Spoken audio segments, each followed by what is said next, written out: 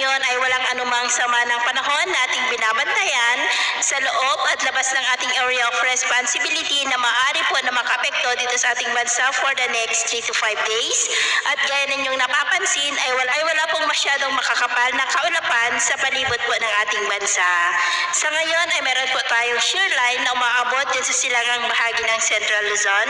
Ang shear line nga po ay linya kung saan nagsasalubong ang malamig at mainit na hangin at ang northeasterly wind o yung malamig na hangin ay patuloy po ang pag-iral dito sa northern part ng Northern Luzon. At sa atin pong long range forecast ay wala pa naman pong bagyo na namamataan na tatawid dito sa ating bansa, posibleng hanggang pa sa matapos ang buwan na ito.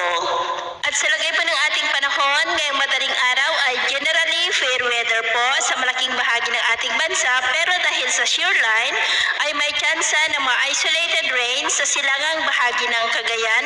Isabela, Aurora, Quirino, Quezon, Camarines Norte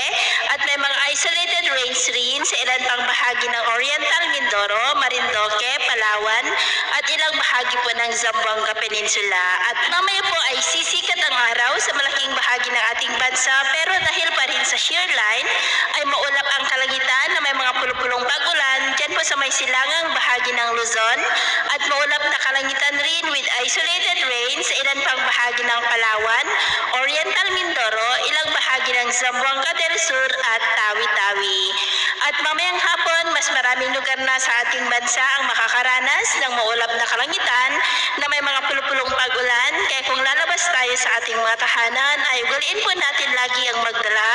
ng kahit anong panangga natin sa init ng araw at proteksyon na rin po sa mga biglaang buhos ng ulan. At sa atin naman pong mga baybayin, wala naman po tayong nakataas na namang gale warning signals, pero moderate rough po ang mga alon dyan sa baybayin ng Northern at Central Luzon na posibleng aabot po hanggang sa 1 to 2.5 meters height